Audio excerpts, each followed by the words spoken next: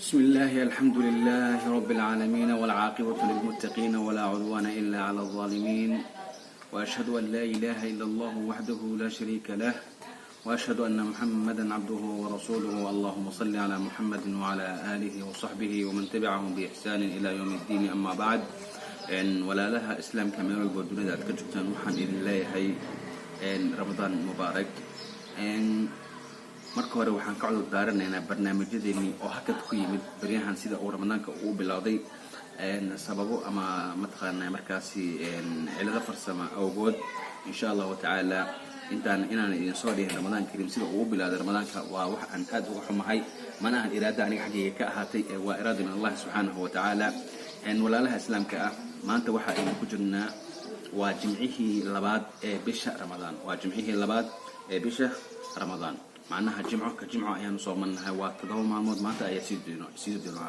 الله نقدر يقوي لقى قبل رمضان الله نقدر يقوي متقنا أعمال شوذا لرفيعها إلهي نقدر يقول صلاة دينا قيام كينا يمتقنا يصوم كينا صلاة دينا عبادة دينا إن شاء الله تعالى إن ولا لا القف كمسلم كقف والبقى مسلم هو حلو بهاي إن إسبدل كان وقبل الله بشهر رمضان وباللي إسبدله وبالخير وبالبركة waxyaabaha in la isbedelo mudan waxa kamid ah bisha ramadaan walaalayaan in aad bisha ramadaan hadii aad galab ku ahayd quraanka aad si fiican u aqoonin inaad quraanka xifdisaan waa shayga ugu horeeyo ee laga maarmaanka in aad ka bilowdo quraanka hadii aad aqrin jirtay xisb waa inaad juz akhrisaa hadii aad juz akhrin jirtay waa inaad laba juz akhrisaa waxa kada fadliga iyo quraanka xifdintiisa fadliga ee leedahay fadl halka lagu soo koobi karo maahan balse mid iyo laba hadii aan ka taabano ilaahay subhanahu wa ta'ala wuxuu leeyahay alladina aataynahumul kitaba yatlunahu haqqa tilawatihi ulaa'ika yu'minuna bihi kuwa aynu siinay kitaabka aynu siinay way akhrinayaan haqqa tilawatihi akhrintiisa teeda dhabta ah ay akhrinayaan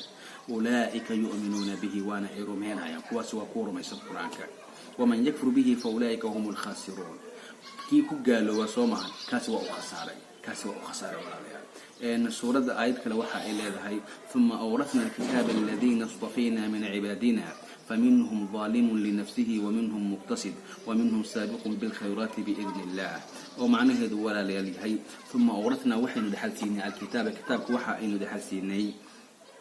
الذين اصطفينا كوي أن دورني أنه أن دورني ومن عبادنا أدومدنا ذا كمده فمنهم محاكم ده ظالم لنفسه من نفتي سد المية يا كمده ومنهم محاكم ده مقتصد من أحد حسنا يا كمده أنا مؤمن توصلنا هن شريرنا هن مد خير بدنا عنهن مد شر بدنا عنهن ومنهم محاكم ده ولا ليل سابق بالخيرات مد خير ككدر دقو أيا كمده بإذن الله وحين كل هذا وحصولا وإذن إله سبحانه وتعالى ذلك هو الفضل الكبير وفضل وين مرك فضل أوليه قرآنك إن الذين يتلون كتاب الله وأقاموا الصلاة وأنفقوا مما رزقناهم سرا وعلانية يرجون تجارة لن تبور إلهي سبحانه وتعالى وحوله يسوي كهلا يدك قرآنك وصاحبك إن الذين دلك يتلون أخرنا كتاب الله كتاب إلهي أخرنا وأقاموا الصلاة صلاة نتوسنا وأنفقوا مما رزقناهم وحي إنو سيني إنو كأرزاغني إنو كقوذنين نفقينا وبحنا وحي ديراتك فضلها سرا وعلانية سموقتي سقر صومبو يرجون تجارة لن تبور هو سوحة إلهي سبحانه وتعالى حقي سقر جيناين قناعسي أنا بارين معناها وحوايين مرة ما خسارين وكما خسارين معناها آيذه أن صوشينا ولا ليال وحمر كسابكاسي إنه وعد الدليل أوتهن على فضل أهل القرآن واستفائهم إلهي سبحانه وتعالى إنه دورتي أهل القرآن كإنه دورتي يفضل إليهن وربح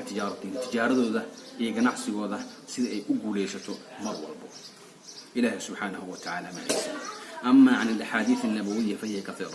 أحاديث كسوء أرورك فضل قرآن أوليه ولا للآل وغلن تهميدها كان لو سوء قولي كلام أهم وحكم الله إنه عبد الله بن عمر سورنا يا الله كرى لنقضي إمري رسولك صلى الله عليه وسلم لا حسد إلا في اثنتين حسد كان معه في حاسد لماذا معه إله سبحانه وتعالى أن يحسدون الناس على ما آتاهم الله من فضله معهن حاسد كاسي قفك حاسد ومن شر الحاسد إذا حسد اللي يرماهن حسد كان وحالي هذا تمني وحالي هذا حسد وحالي هذا جعليسي وحالي هذا قفك مثل خيرك أوجع الله نكا خير في سياسي أوكل حاسد نمن أنا كأهن قفك سي تاسع لهذا laa xasada ilaa fi itnatayn wax jeclaysi ma jiro ilaa laba shay gudahooda ayuu ahaaday midda koowaad walaalayaal waxaa waaye rajulun nin waa inaad jeclaysataa aataahu allahu alkitaaba ilaahay kitaabka uu siiyey qur-aanka uu baray fahuwa yaquumu bihi aanaa alleyl qofkaasi waxa uu u istaagan yahay mar walba uu quumaysan yahay aanaa alleyli habeenka bartamihiisa habeenka dhexdiisa iyo aanaa annahaari habeenka mataqaanaaye athnaa annahaar macnaha yani maalinta xilliga maalinta ah mataqaanaa ayuu qur-aanka u taagan yahay ayuu aqriyaa mar walba dharaar iyo habeen kaasi waa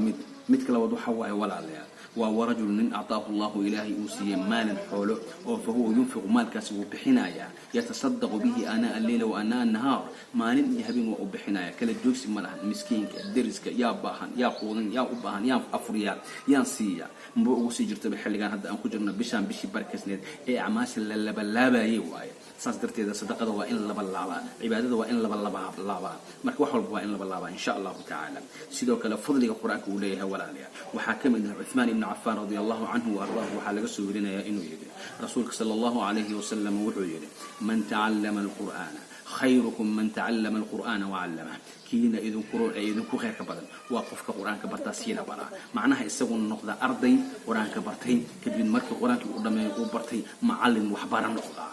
kaasi ayaa idinku khayr badan uu leeyahay nebiga sala allahu calayhi wasalam sidoo kale waxaa ka mid a fadliga uu leeyahay qur-aanka walaalayaal yuqaalu lisaaxibi alqur'aan qofka qur-aanka u saaxiibka ah waxaa lagu odhanaya waa maalinta qiyaamee iqra' wartaq warattil kamaa kunta turattilu fi dunya faina manzilatika cinda aakhiri aayatin taqra'uhaa aqri oo tartiibso aayarso ku raaxayso macaanso sidii aad adduunka ugu macaansin jirtay ee aad adduunka ugu aqrin jirtay maxaa yeelay mansiladaada iyo guriga jannada aad ku leedahay waa aayadda u dambayso ee aad akhrisid qofka markuu xaafid uu yahay baqara markii uu kasoo bilaabo faatixo ilaa ay suuratu naas uu geeyo uu qur-aanka dhan u dhameeyo intaasina uu sii socdo uuna aaya u akhrinayo intuu ka gaari darajada uu ka gaari karo maxaa sheegaya waa darajo intee leeg waa darajo aad u fog waaye darajo halkan aan ku sheegi karna ma aha fadliga u dambeeya ama xadiidka u dambeeya waxa uu leeyahay oo ku soo arooray fadliga qur-aanka man qara'a alqur'aana wacamala bima fiihi qofkii qur-aanka akhriya ee ku camal falaa waxa uu akhrinayo gudihiisa ku jiro bima fiihi albasa waaliduhu taajan ulbisa waaliduhu taajan aabihiisa waxaa loo xiraa oo loogu labisaa taajka waa taqaaneen taajku aroosyada xirto boqorada xirta taaj ayaa loogu labisaa maalinta qiyaamo daw'uhu axsana min daw'i shams nuurkiisa iyo iftiinkiisa waa uu ka khayr badan yahay oo uu ka wanaagsan yahay qoraxdan aan arkayno iftiinkeeda waa uu ka nuur badan yahay في بيوت الدنيا قريها الدنيا دحديدا لو كانت فيكم هدي أهلهن يعني النور كبحايو نينك قرآن كيقان أبيه نور كبحايو انت اللي قول بسو يعني ما تقان يتاج كاسا انت اللي قول بسو أيوه نقونا يقف كونك بدل النور كيز نور كقرح يعد عيد قرحنا أيوه نقونا مركز جوتين قريهنا مركز جوتين الدنيا دي كده فما ظنكم بالذي عمل به محاد لينيسا قفكي كعمل فلي اسمي اعماش ليمد محاد لينيسا marka maxay kula dahay ajirka iyo fadliga oo leeyahay ma ahan mid aan soo koobi karno aad u weeyah waaye walaalayaal marka waxa way waxyaabo badan ahadiith badan ayaa ku soo arooray quraanka fadligiisa marka isbedelkeena insha Allah ta'ala aynu ka bilowna bisha Ramadan quraanka aynu xifdina bisha Ramadan digeeda 30 kan maalmood already 10 maalmood way baxday 8 maalmood way baxday 20 kan maalmood ay haray aynu laba mar dhameeno 10 marba mar aan dhameeno 10 kale mar aan dhameeno insha Allah ta'ala waxaynu isku dardaarmayna walaalayaal in aynu badino quraanka aqrintiisa bisha Ramadan man jaa bil hasanati falahu 10 amthalaha qofkii la yimaada hasana wuxuu leeyahay 10 mar laba laabkeeda waman jaa bis sayyiati fala yujza illa mithluha qofkii xumaata la yimaadana hal baa la xukminaya oo loo gudaya marka ilaahay subhanahu wa ta'ala fadligiisa halkan kuma soo koobi karno ilaahay waa kan hadaad ku shukriso ku ziyaadinayo wala in shakartum la azidannakum marka insha Allah ta'ala kelmadeeda halkaas aan maanta ku soo koobaya insha Allah ta'ala inteenu barnaamij lamid ah aynu kulmi doono waa macalinkeeni macalin Muuse oo idin leh assalamu alaykum wa rahmatullahi wa barakatuh